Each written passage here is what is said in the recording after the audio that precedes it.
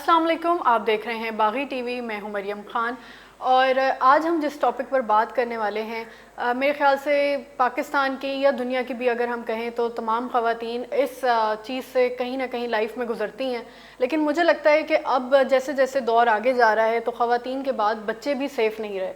तो आज जो मेरे साथ गेस्ट हैं आप लोग उनको बागी टीवी पर देखते हैं, उनका अपना शो है मैं बागी हूँ के नाम से, और वो वुमेन राइट्स पर और ह्यूमन राइट्स पर बहुत खुलकर बात करती हैं। और आज उनकी एक स्टोरी है जो हम उन्हीं से जानेंगे। और मेरे साथ हैं उर्मिना सफ़ी। अस्सलाम वालेकुम, कैसी हैं आप? सबसे पहले शुक्र अल्हम्दुलिल्लाह मौला का करम।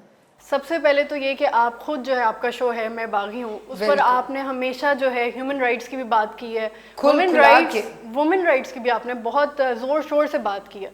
तो आजकल जो चल रहा है आपके फेसबुक पे आपने एक वॉइस रेज की है अपने लिए, तो सबसे पहले तो एक शॉर्ट वर्जन में आप वो बताएं कि क्या हुआ और कैसे हुआ ये। हुआ ऐसा मरियम कि मैं एक बहुत सोशल इंसान हूँ और मेरी बहुत प्यार है, बहुत फ्रेंड्स हैं जी। अल्लाह ने बहुत इज़्ज़त दी है। मैं लोगों पे बिल्कुल एक टाइम मेरी लाइफ में वो आया था कि ट्रस्ट लेवल ज़ीरो हो गया था मेरा, मर्दों पे से, मर्दों क्या औरतों पे से भी, और मेरे ऐसे एक्सपीरियंसेस थे। फिर वक्त के साथ साथ जब आप खुद कुछ ना कुछ करके बार बार खड़े होते हैं, बार बार गिरते हैं, अब मुझे बड़ा अपने ऊपर ना ये एक एतमाद हो गया था कि मेरी इंस्टिंक्ट्स बहुत स्ट्रॉन्ग हैं, मेरी वाइब्स बहुत स्ट्रॉन्ग हैं, मेरी ऑब्जर्वेशन बहुत स्ट्रॉन्ग है। अब ऐसा हुआ कि आपकी फील्ड के आपके उनको आपका कलीग कहा जा सकता है, एक साहब हैं, मैं कोई सस्पेंस नहीं रखूँगी, मैं बहुत ओपन बात करना चाहती हूँ। बिल्कुल। फैसल रहमान साहब। फैसल रहमान साहब जी वैसे तो शायद कोई बहुत ही मशहूर इंसान होंगे, पीटीवी वर्ल्ड पे शो करते हैं ये आजकल। ठीक है। फैसल रहमान साहब इस वाक़े के बाद जिन लोगों को भी पता चला वो इतने कंफ्यूज थे कि कौन है यार ये। मुझे फेसबुक पे इनकी तस्वीर लगानी पड़ी कि ये साहब है। हुआ ऐसा कि मेरा कुछ इशू हुआ था, मैं लाहौर से मूव कर रही थी अपनी एक जॉब की वजह से Islamabad. somehow that's another story, very long बहुत story, लंबी हो जाएगी। so वो बहुत लंबी हो जाएगी। so मेरा वो कैंसिल हो गया, बट अब ये हो गया कि मैं यहाँ से सब कुछ लपेट चुकी हुई थी and I was living Lahore. so मुझे अब जिन लोगों पे मैं एतबार करती हूँ, आई कैन नेम दैम, मैंने अपने दोस्तों से बात की कि मुझे प्लीज़ इस्लामाबाद में कोई ऐसी जगह अरेंज कर दो 1-2 महीनों के लिए, क्योंकि जिस जॉब के पीछे मैं जा रही थी उसको तो मैं नो कह चुकी हुई थी फॉर वेरी ऑब्वियस रीजंस। ठीक है, क्योंकि मुझे अपनी ज़िंदगी में किसी का किया हुआ कोई घिनौना गुनाह अपने सर पे नहीं लेना जिसकी पादाश में कल को मेरी बेटियां जवाब दे रही हों। तो मैंने उस नौकरी को नो कर दिया, लेकिन मुझे अब यहाँ पे सब कुछ पैक कर चुकी हुई थी, अब मुझे जाना था वहाँ पे। तो मैंने रिक्वेस्ट की अपने चंद दोस्तों से, जिसमें एक मेरे अजीज़ तरीन दोस्त, सिंसेयर तरीन दोस्त खलील रहमान कमर साहब, फैसल कुरैशी साहब जो पब्लिक टीवी पे शो कर रहे थे, इसी तरह मेरे एक दो पर्सनल दोस्त, एक जलील मिर्ज़ा साहब हैं, वो हसन अब्दाल में है। मैंने इन चंद लोगों से डिस्कस किया कि मुझे वहाँ पे आप 2 महीने के लिए कोई ऐसी जगह दिला दें कि मैं यहाँ से चली जाऊँ, वहाँ पे मेरा एक ठिकाना हो जाए, और मैं सामान भी नहीं लेके जाऊँगी, मैं वहाँ पे जाके मूव हो जाऊँगी और मैं वहाँ पे जाके रहूँगी, मेरा जैसे स्मूथ होगा I will pay the rent. मतलब इट वाज ऑब्वियस कि मैं अभी नहीं दे सकती तो मैं दूंगी। ठीक है। इसी तरह अब फैसल रहमान साहब से मेरी बहुत पुरानी दोस्ती है। ठीक है, फेसबुक पे तो शायद ये मेरे पिछले 7-8 साल से हैं। ठीक है। और 2016 से बिल्कुल 2015 से हमारी रेगुलर, मतलब ये ज़रूर मुझे कोई नई खबर आ जाए मुझे ज़रूर भेजते हैं। मैं मैसेंजर वाला बंदा नहीं, मैं देखती नहीं हूँ। अच्छा, एक कॉल का बहुत ज़्यादा कहते हैं। मेरे फेसबुक के जो ऑडियंस हैं उनको पता है, मैंने पहले दिन से लेके आज तक की एक चैट स्क्रीनशॉट पोस्ट किया। ठीक है, सो हमेशा रात को 2-2:30 बजे इनको याद आता है कि कॉल कर लो। तो अगर मैं वो जो कई दफ़ा पहले तो आता नहीं था ना, ऊपर आइकॉन्स खुलते नहीं थे, अब कई दफ़ा टच हो जाता है तो अगले को पता चल जाता है कि रीड हो गया मैसेज। जी, मैसेज रेड है। तो मैं लिख देती हूँ कि about to sleep, so talk to in the morning, और ये वो। उस दिन ये हुआ 23 को, मेरा अपना काम था, ये बिल्कुल मेरी गलती है, लेकिन मैं उन पर ट्रस्ट करती थी, मेरी उनसे बातचीत होती थी और शुगल भी होता था, मजाक भी करते थे जैसे। और जिस फील्ड के लोग हम हैं, हम लोग काफ़ी बोल्ड भी हो जाते हैं, बट कोई गलाजत वाली बातें नहीं होती थी, कोई डर्टी जोक्स नहीं होते थे, कुछ ऐसा नहीं होता था। और मेरे जितने भी फ्रेंड्स हैं ना, वो मेरे घर आते हैं, मेरे घर में गैदरिंग्स होती हैं और मेरे बच्चों से बहुत प्यार करते हैं। मेरे बच्चों के लाड चल रहे होते हैं कि अंकल आपने आना है, आपने मुझे चॉकलेट्स, फलानी पेस्ट्रीज, ये वो। मैंने ये तो सोचा ही नहीं था मरियम कि जो होने वाला है वो मेरी कुछ बच्चियों के साथ होने वाला है। इन्होंने कहा कि, मैंने कहा I need to talk to you, कहते I will call you in the afternoon. नहीं की, लेट हो गए, मैंने काफ़ी देर के बाद मैसेजेस देखे, उस वक्त रात के लेट हो चुका हुआ था टाइम, स्क्रीन शॉट्स पर टाइम है, मेरा ख्याल है 12 साढ़े 12 हो चुके होंगे। मैंने कहा आई एम आप, क्योंकि मेरा काम था और मैं डेस्परेट थी, तो मैंने कहा आई एम आप, गिव मी अ कॉल। अच्छा, इन्होंने मुझे मैसेंजर पर कॉल की और मैं अपनी बैल्कनी पे बैठ के चाय पी रही थी और इनसे बातचीत कर रही थी। मैंने इनको पूरा वाक़या बताया, मेरी इनसे 2.25 घंटे बात हुई, ठीक है। उसके बाद और ये मुझे, और मेरी चैट्स में आप देखेंगे ना तो बहुत महीने पहले भी कह चुके हैं आई लव यू के। तो जो चीज़ें मैं अपने बच्चों की और जो मेरा बच्चों के साथ बॉन्ड है वो मेरे जितना फेसबुक का ऑडियंस है उसको पता है। सब कहते हैं कि हमने ऐसे माँ बेटियों का बॉन्ड नहीं देखा। इन्होंने कहा, तो अब कहते हैं तू निकलना बीच में से, बस मेरी इतनी प्यारी बेटी है और इतनी इमोशनल शक्ल कि काश मेरी कोई बेटी होती है। ये बात मुझे वो अक्सर कहता है कि मैं बहुत फील करता हूँ मेरी कोई बेटी नहीं, मेरी अपनी बेटियों से बात कर। अब ये जो मेरी बेटियों से बात करने का वाक़या है ना, ये बहुत बढ़ा दूँ ना तो ये 5 मिनट की कहानी है। 5 मिनट में ये होता है कि मैं बैल्कनी से उठ के अंदर आती हूँ, बच्चे बाहर सोफे पे बैठे हुए थे, मैं उनको अपना कप पकड़ाती हूँ, कप उठाती हूँ दूसरा, क्योंकि मैं इकट्ठे 4-5 कप चाय के बना के रखती हूँ, गर्म करने जाती हूँ। मैं वापस आती हूँ, बाय द टाइम मेरी बड़ी बेटी उस 3 मिनट में, कितना टाइम लगा होगा, 30 मिनट्स की मैंने सेकंड्स की चाय गर्म की थी, फ़ोन फेंक के चली जाती है।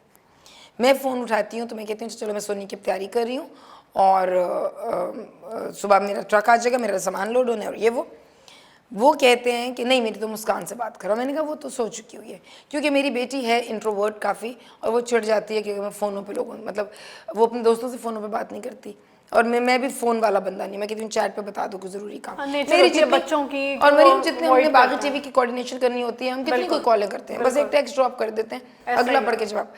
तो कॉलों वाले हमारी ज़िंदगी में टाइम रह भी नहीं गया। कहते हैं मेरी छोटी से बात कराओ, जो टिकटॉक कर रहा है ना, मैं तो उसका फ़ैन, उससे बात करो। मैं अपनी छोटी बेटी को, और ये बात बिल्कुल सच है, ज़िंदगी में पहली दफ़ा मेरी बेटियों से उनकी बात होती है।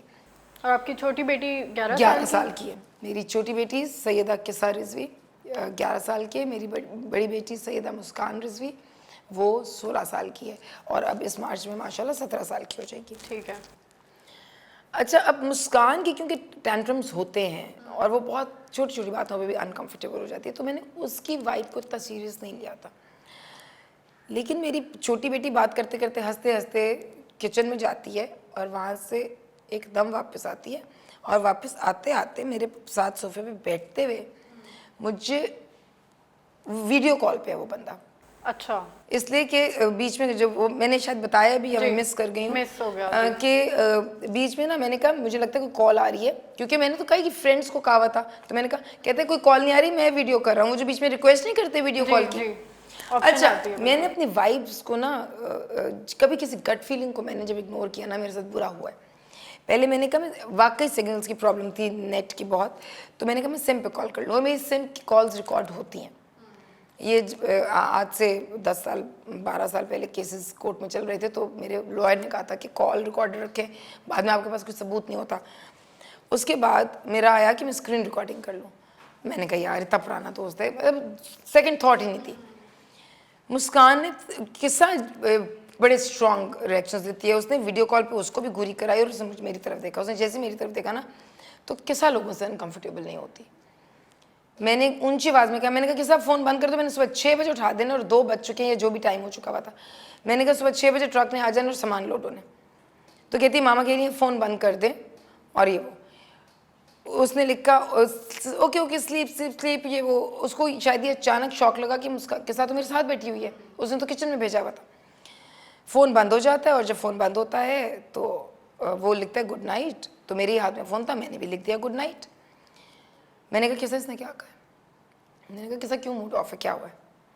कहती है मामा मुझे कहते हैं कि मैं बहुत बड़ा फ़ैन हूँ, ये हूँ वो हूँ, और खांसी मेरी बेटी को उस दिन बहुत थी, तो कहते हैं किचन में जाओ एक बोल लो, मैं भी अभी ऐसा टोटका बताता हूँ, खांसी ठीक हो जाएगी।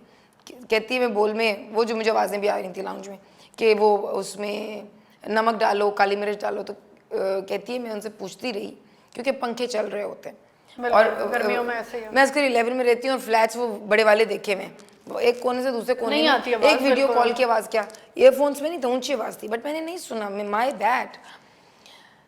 कहता है कि अब जो मर्जी इसके अंदर, कि मैंने काली मिर्च भी डाली, नमक भी डाली, अब क्या डालूँ? कहते यार अब जो मर्जी डालो, मैंने तो तुम्हें सिर्फ इसलिए हटाया कि तुम्हारी माँ तुम्हारे पास से हट नहीं रही थी।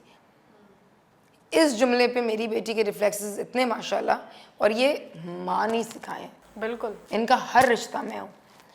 ये फ़ौरन निकली है, और अगली बात जिस पे ये इसने मैंने घुरी कराई थी वो मेरे फेसबुक पे है, मैंने वो सारी बातें रिपीट की, मैं यहाँ पे कर नहीं सकती।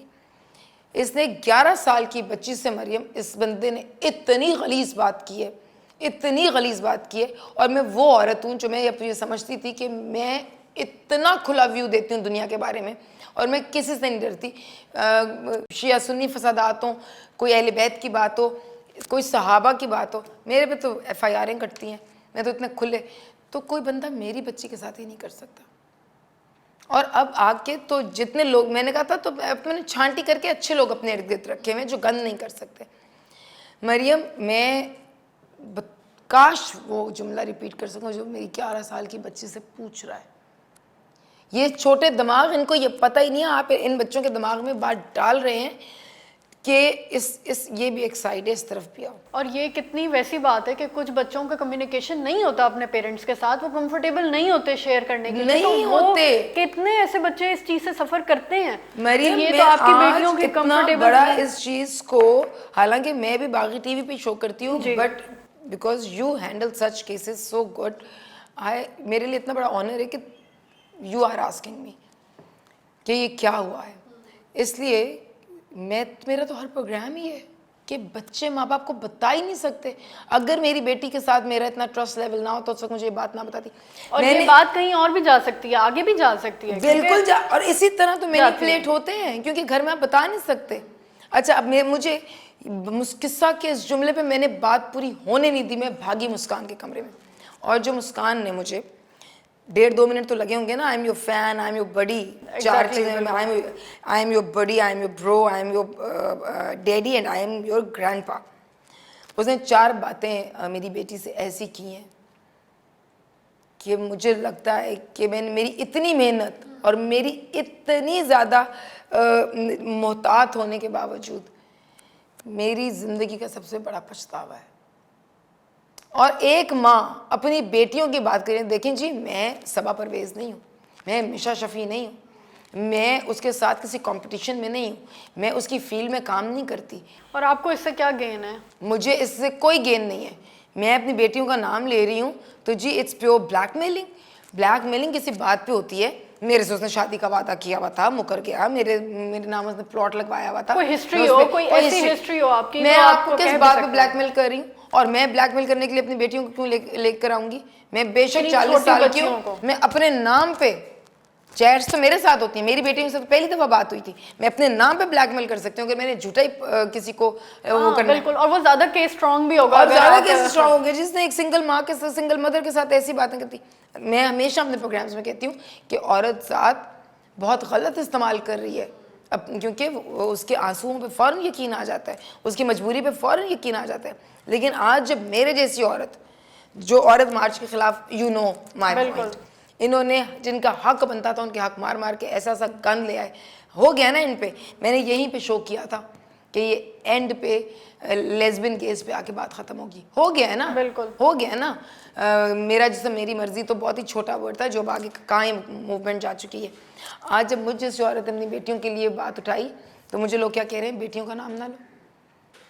ये आपको कैसा लगता है? क्योंकि लोग ये कहते हैं ये बात बिल्कुल कि चुप हो जाना चाहिए या ये आवाज़ नहीं उठानी चाहिए, तो आप वो क्या मैसेज देना चाहती हैं कि ये आवाज़ उठाना बच्चों के लिए भी कितना ज़रूरी है? उन माओं को, बाप तो चलो, अक्सर बापों को तो गैरतों की वजह से माएँ भी नहीं बताती, लेकिन जिन माओं को, हमारी सोसाइटी में जो बच्चे मोलेस्ट हो रहे हैं ना, स्पेशली लड़कियां, जी जो सगे मामुओं से, फर्स्ट कज़न से, ताया से, चचा से, वो 90% बच्चियां वो हैं जिनकी माओं को अगर बता भी दिया जाए तो वो कहती हैं चुप, ख़ानदान है। मैंने बड़ी मुश्किल ज़िंदगी गुजारी है मेरा। मुझे लगता है उन माओं को मर जाना चाहिए जिनको, मुझे लोग कहते हैं कल को उनकी शादियाँ होनी है, लोग उनको ताने मारेंगे। मैं लानत भेजती हूँ अपनी बेटियों की ऐसी शादियों पे, सारी उम्र एक कमारी बैठी रहे। ये हमारा सोसाइटी क्या बिल्ड हो रही है, क्या बिल्ड हो रही है, क्या मेंटल स्टेट होगी उस बच्चे की जो उस ट्रॉमे से गुजरेगा, वो तो उसकी सारा लाइफ उसके साथ रहेगा। मैंने अपने बच्चों के, मुझे आज जो धमकी दे रहे कि will see you in court, मैंने अपने बच्चों के लिए ना 9 साल रक्षों पे कोर्ट कचहरियां की हैं। मैं दूसरी बच्चियों के लिए, दूसरी औरतों के लिए, दूसरे लड़कों के लिए, क्योंकि हमारे मुआशरे में तो मर्द बिल्कुल ही बेचारा दब गया है ना, क्योंकि अब तो औरत मार्च हो गई है जी। मैं तो हर किसी के लिए आवाज़ उठाती हूँ, और अपनी बेटियों की दफ़ा मैं कहूँ बेटा चुप करो, चुप, टाल दो। और जो माँ बाप, मेरा बहुत ओपन पैगाम है, जो माँ बाप अपने बच्चों के, अगर आपके पास वो आते हैं हिम्मत करके आपको बता ही देते हैं, अव्वल तो ज़्यादातर घरों में ये माहौल ही नहीं है, ठीक है, अगर आके आपको बता देते हैं तो आप उनको लगा देते हैं चुप। जिन माँ बाप के बच्चे ड्रग्स में जा रहे हैं ना, जिन माँ बाप के बच्चे माँ बाप से चोरी कर रहे हैं, जिन माँ बाप के बच्चे कुछ ना कुछ गलती ऐसी कर बैठते हैं जिसके ऊपर वो सालों ब्लैकमेल होते हैं और एंड खुदकुशी पे होता है, ऐसे सब माँ बाप को मर जाना चाहिए। मुझे तो ये लगता है कि माँ बाप बनने से पहले, शादी होने से पहले, अब तो कोई ऐसे कोर्सेज होने चाहिए जो पहले पेरेंट्स को दिए जाएंगे, पेरेंटिंग चीज़ क्या है। आप अपने बच्चों को ट्रस्ट लेवल नहीं देते, आप अपने बच्चों को कॉन्फिडेंस नहीं देते। जिस तरह चैरिटी बिगिंस एट होम है ना, इसी तरह सेल्फ कॉन्फिडेंस भी, ट्रस्ट भी, सेल्फ इंटेग्रिटी भी बिगिंस एट होम है। कोई बाहर से, जिन बच्चों को घर पे नहीं मिलता ना, वो बाहर कंधे ढूंढते हैं। अगर मुझे इस बंदे के बारे में, और मैं चाहती हूँ Mariam, I swear I want him to you know call me to court. मैं चाहती हूँ ये बंदा मेरे सामने खड़ा हो और मैं इसके सामने खड़े होकर पूछूं कि तुम ये जुमले एक बच्ची से, और जिसको तुम अपनी बच्ची कह रहे हो, तुम बच्ची ना कहो यार अपनी, तुमने इतनी बेगैरती करनी है तुम 5 मिनट के अंदर और फर्स्ट इंटरेक्शन में, और कोई मेरे ख्याल से बड़े से भी ऐसी बात नहीं करता। मरियम, फर्स्ट इंटरेक्शन में हम 2 एडल्ट्स हैं ना जी, फर्स्ट इंटरेक्शन होगी ना तो हमसे भी मर्द बात करते हैं, सोचेगा कि इसको किसी तरह फंसाना पटाना है, बट किसी तरीके से आना है। अचानक मुंह फाड़ के नहीं कह आप बातें क्या कर रहे हैं। मैं वो सारा कुछ फेसबुक पे कर चुकी हुई हूँ, वो सारा कुछ मैं फेसबुक पे कर चुकी हुई हूँ, मैं यहाँ पे रिपीट नहीं करना चाहती। लेकिन मैं बागी टीवी पे जो मैं बागी हूँ का शो करूँगी ना, मेरे ये अब 12 मुहर्रम तक अब मैं कोई शो नहीं करूँगी, उसमें मैं हर वो लफ्ज़ और हर वो जुमला रिपीट करूँगी। Faisal Rahman, if you are watching this, if you get a chance to watch this, wait for 13th of Muharram, मैं एक एक जुमला उसके ऊपर रिपीट करूँगी। और तुम किधर हो, तुमने किस कोर्ट में मुझे फेस करना है, तुम सबसे पहले ना अपनी बीवी के सामने मुझे फेस करो।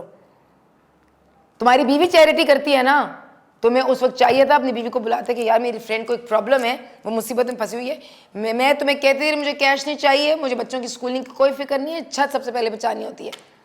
मेरी बीवी चैरिटी करती है और मेरा दोस्त है फैसल, तो तुम्हारी तो बच्चे फ्री पढ़ेंगे ये वो। भैया मुझे तुमसे ना सदके खैरातें नहीं चाहिए थी, सिर्फ 2 महीने की छत चाहिए थी जिसके पैसे मैंने देने थे। और मैंने सिर्फ तुम्हें ये बात नहीं कही, मैंने अपने 10 दोस्तों को ये बात की थी जिन पे मेरा एक ट्रस्ट लेवल था। बट माय बैड कि तुम उन गंदी मछलियों में से एक वो मछली निकले जिसने मेरे पूरे तालाब को गंदा कर दिया। मेरी बच्चियां अब मेरे हर दोस्त को शक की नज़र से देखेंगी, अपने हर अंकल से वो डरेंगी, अपने हर जिनको मामू चाचा वो समझती हैं ना, हर उस बंदे से वो एक डिस्टेंस पे ऑटोमेटिकली आ जाएंगी जो तुमने हरकत की है। और बेटा तुम मुझे कोर्ट में मिलो ना मिलो, मैं तो तुम्हें कहीं ना कहीं ज़रूर मिलूँगी, और तुम मुझसे लूँगी फिर उस दिन तुम्हारे सवालों के, जो मेरे सवाल है ना उनके जवाब तुम दोगे।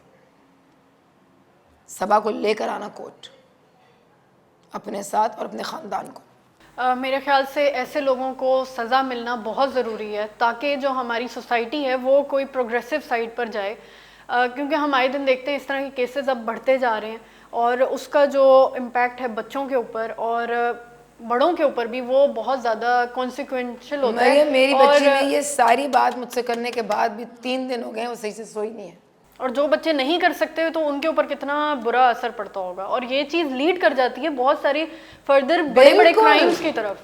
जब माँ बाप नहीं सुनते फिर वो अपने दोस्तों को बताते हैं, फिर जिन दोस्तों को बताते हैं वो वही वाक्यों पे लान तान करके फिर उनको खुद भी मिसयूज करते हैं कि बिल्कुल हम सही बता बात। देंगे तेरे साथ ये हुआ था। आपका बहुत बहुत शुक्रिया, आपने Thank you हमें very टाइम much. दिया। Thank you so और much. आई होप इंशाल्लाह ये जो फैसल रहमान है इनको अपनी किए की सज़ा मिलेगी। मरियम, मैं तो और हम आखिरी point हम तक आपके जाऊंगी। साथ खड़े हुए हैं, थैंक आपने यू वेरी टेंशन नहीं मच। लेनी। आई नो ये तुम लोगों की सपोर्ट और वो है कि जो मेरे में अगर 70% में बहादुर हो चुकी हुई थी ना, तो इन चंद सालों में बाकी 30% तुम लोगों ने मेरा पूरा कर दिया। Thank you very much for calling me. लेकिन आपका बहुत बहुत 13th शुक्रिया। मुहर्रम को तो मैं एक एक लफ्ज़, एक एक जुमला और अपनी बेटियों के नाम, मुझे इनकी शादियाँ, इनकी इज्जतों की स्टेक पे रख के नहीं करवानी। बिल्कुल ठीक है। Thank you very much. Thank you, आपका बहुत बहुत शुक्रिया। आप लोगों का भी बहुत शुक्रिया। अगर आपको इस राय, आप अपनी कोई राय हमारे साथ शेयर करना चाहते हैं तो कमेंट सेक्शन में शेयर करें। आपसे दोबारा मुलाकात होगी एक नए प्रोग्राम के साथ। अपना ख्याल रखें। खुदा हाफिज़।